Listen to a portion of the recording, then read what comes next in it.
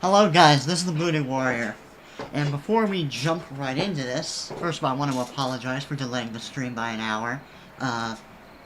Yeah, I was going to start at 12, but I forgot that there were Stormgate show matches today at Dreamhack. So I sat down and watched most of the games. I think there's only like one more, but I didn't want to delay the stream more than usual. It's kind of disappointing how short the event was, but it's also pretty nice just to see, some proper pro gameplay. Although I have gotten my fix with Stormgate gameplay in general. Like Pig, Winter, and a lot of other StarCraft 2 content creators have been talking about Stormgate, showing off their own gameplay footage. And, I mean, it looks kind of... I'm still excited for it, but it does look a little simple so far. I guess that's just a byproduct of the fact that it's so early in development. Because, like, the units look interesting, but at the same time, it feels like you see a lot of the same units pretty often in the games that I've seen. And you don't see Tier 3 very often. But I imagine it'll get more exciting even with the lack of unit variety so far. I'm not entirely sure how I feel about Stormgate right now. I mean, I still want to play it as soon as I can. But, there's a few things about it that kind of throw me off. So, like, first of all, I appreciate the fact that things don't just blow up instantly like they do in StarCraft 2. Because that's something that's always annoyed me about StarCraft 2. Because it's like if you get distracted at all, it's very easy to, like, lose a game that way. But in Stormgate, it feels like half the time fights take, like, 30 minutes to end. And I don't like it in, like, really old-fashioned RTS games that have the time to kill units really short. And it also makes it kind of awkward to tell, like, what units are good and which units aren't. Because in StarCraft 2, it's usually very obvious. Because it's like, oh, this does big damage, or it clearly fulfills this purpose. Whereas in Stormgate, like, you can kind of see, like, the purpose of certain units, but then you're like, okay, but is it actually decent for fighting in general? So I can't remember what it's called, but, like, there's this giant long-legged creature that the Infernal faction has, where, they can pull units to your army Viper style, but their damage doesn't actually seem that impressive. And I have that complaint about the Magmadons, because they're supposed to be good for, like, taking out backline units, but it almost feels like they're better just for, the utility of stunning units, rather than their damage. Apparently every third attack they deal AoE damage, but there's not, like, any burst damage, so it's hard to get a sense of, like, is this unit necessarily good, you know, in the damage department. Because kind of everything is, relatively low damage dealing. It's not like StarCraft 2 where you have, like, an Immortal firing an armored unit and it's like, oh yeah, it blew up in, like, 2 or 3 hits. Yeah, usually the damage is pretty subtle in Stormgate. But I guess it's not necessarily bad, and it's probably better for giving you the ability to micro during battles.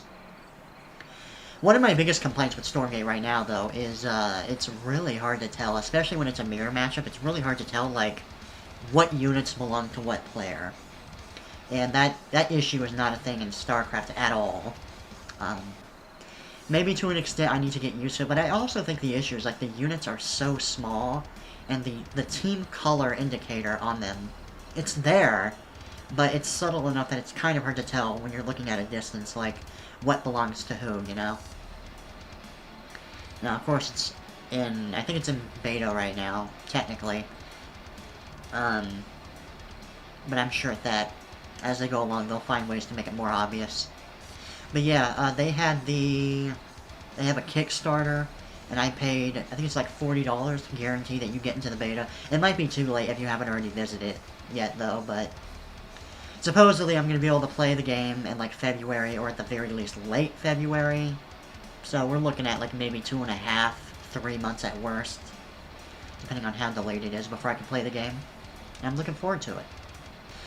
Let's see, and I want to get, like, some of my gaming news and other topics out of my head before I get distracted by the gameplay of the game that we're about to play. So, let's see what else. Alone in the Dark was supposed to come out earlier next year, but apparently it got delayed again. Not too thrilled about that. I mean, I'm not, like, really excited for it. It looks okay. I've heard some good reviews from, like, IGN, but, I mean, it's IGN, so take that with a grain of salt. The game looks okay, but it also looks kind of janky, and I'm not a big fan of how, in the trailers, a lot of the time they're emphasizing the story rather than the gameplay. I mean, if the storyline's good, I can get over it, but generally speaking, I'm more of a gameplay-focused guy when I play video games, but if it's really well written, like, I can appreciate it anyway. And I'm not sure how scary it is. I'm hoping it's scary.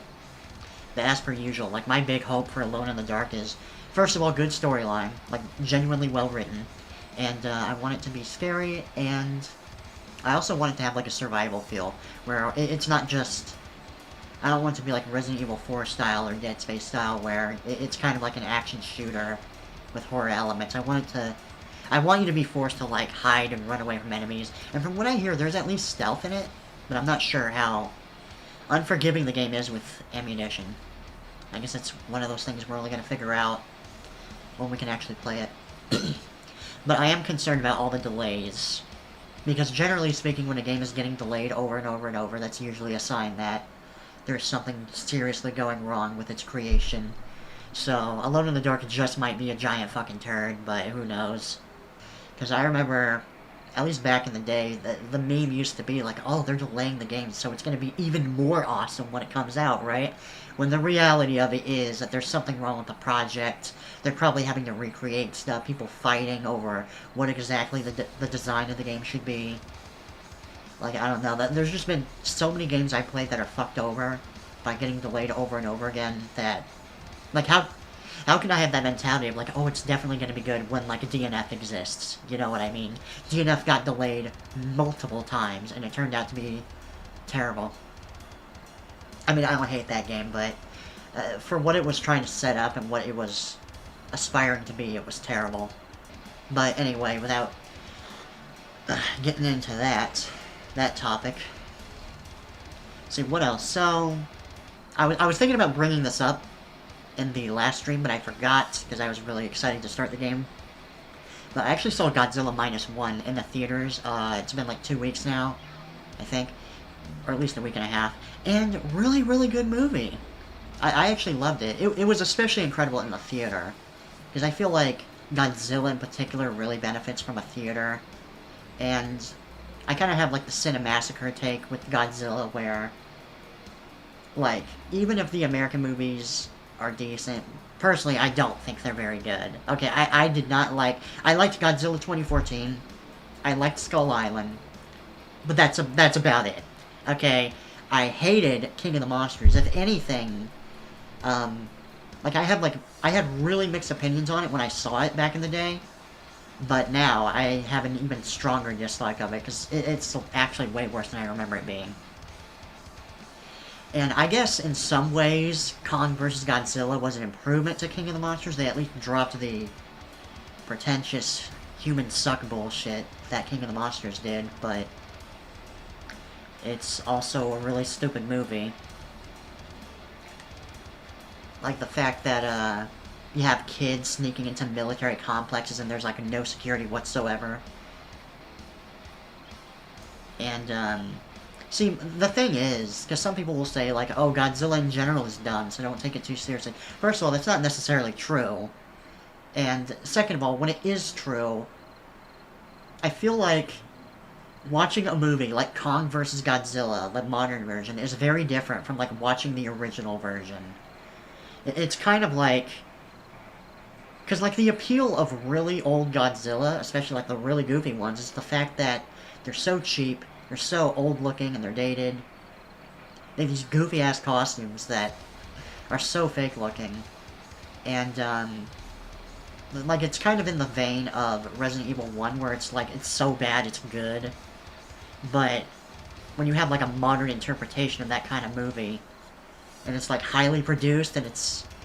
Like, these movies, these modern American Godzilla movies are so expensive that it's hard for me to get into them, ironically.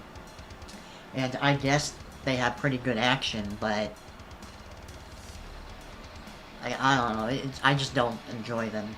I like 2014 because I really liked the director's style, and it felt a little bit darker and grittier. yeah, it could have benefited from more monster action, but of course it also had pretty good storyline, I think. It does kind of fall apart once Bryan Cranston's character dies, but, you know, at least... And I think they handle Godzilla better. I don't like it when Godzilla is a straight-up hero. I actually prefer it when Godzilla's the villain.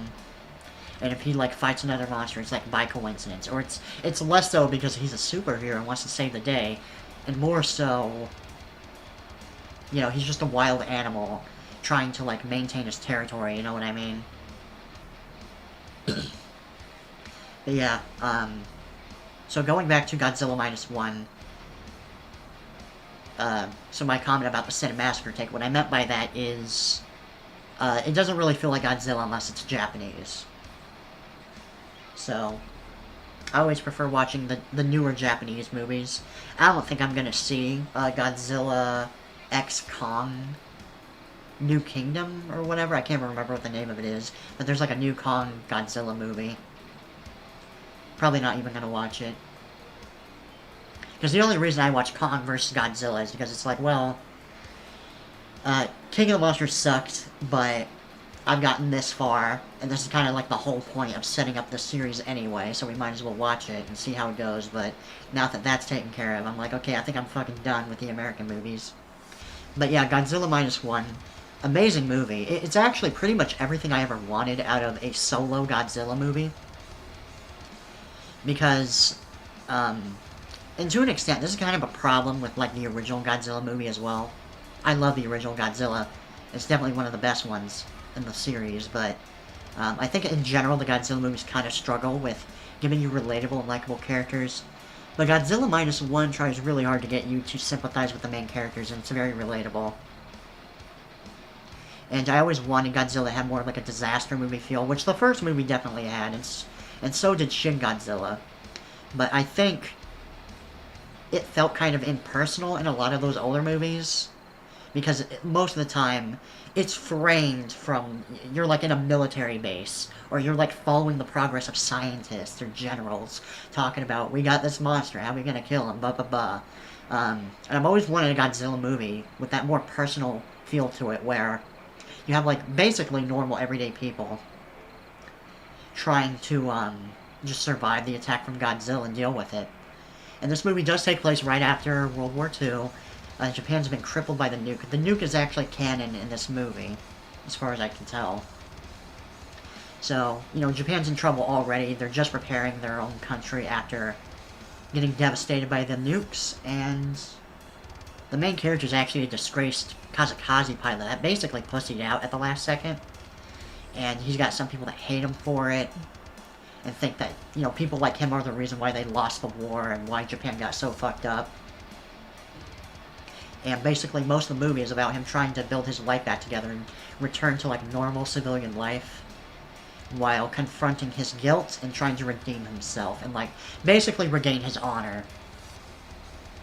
And yeah, it's, like, actually caring about the well-being of human characters in a Godzilla movie. Pretty nice. Because, like, you're actually terrified for them. Because usually you tend to cheer on Godzilla, like, yeah, you fuck him up, Godzilla. And, I mean, it's still fun seeing Godzilla destroy things in this movie, as usual, but... yeah. He doesn't fight another monster. Personally, I feel like after this movie, I feel like I can't really imagine that you could do anything else with the concept of a solo Godzilla movie at this point. We got Shin Godzilla, we've got Godzilla, the original, we got Return of Godzilla, and we got Godzilla Minus One.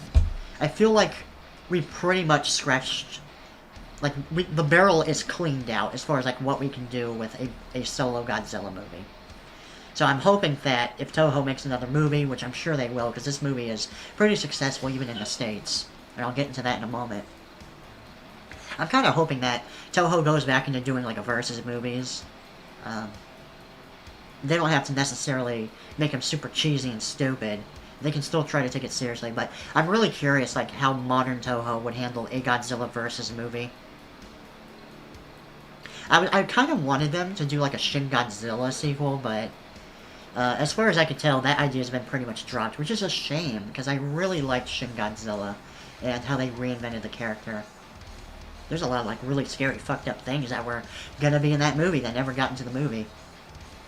Granted, because of how mechanically Shin Godzilla works, like, I'm not sure how a versus setup would work with Shin Godzilla, so if you did do a sequel, it probably wouldn't even have to be a versus movie. It'd probably have to be another solo movie, but, you know, mix up his mutations, and they gotta figure out a different way to kill him, and maybe we can see, like, another angle to the destruction that Shin Godzilla causes.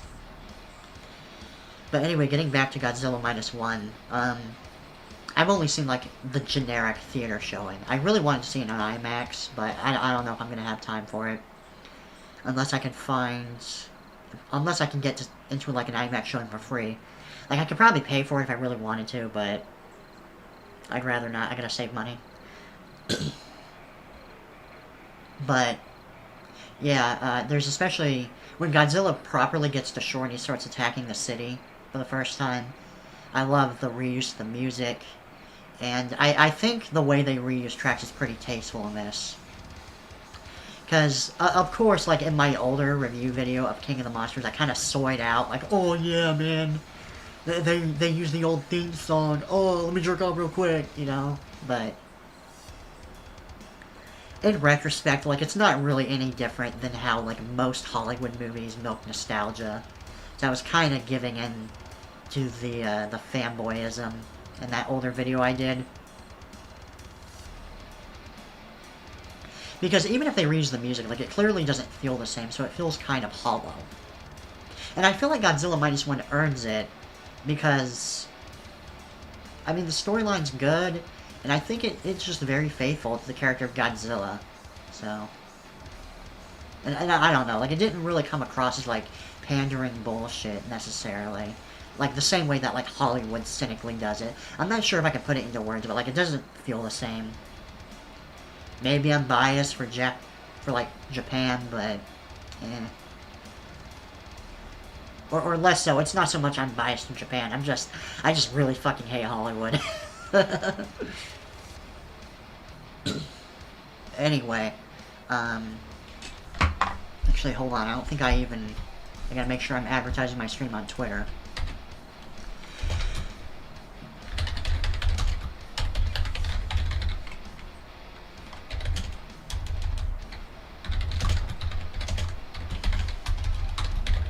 Okay, those tags are probably good enough. Probably. And, to wrap it up, apparently Godzilla Minus One is doing very well in America. It was supposed to only be showed off in American theaters for, like, a week, but, despite the $15 million budget, and that's another thing, it's like, I mean, of course $15 million doesn't sound cheap, but for modern movie standards, it's pretty fucking cheap. And the movie looks good.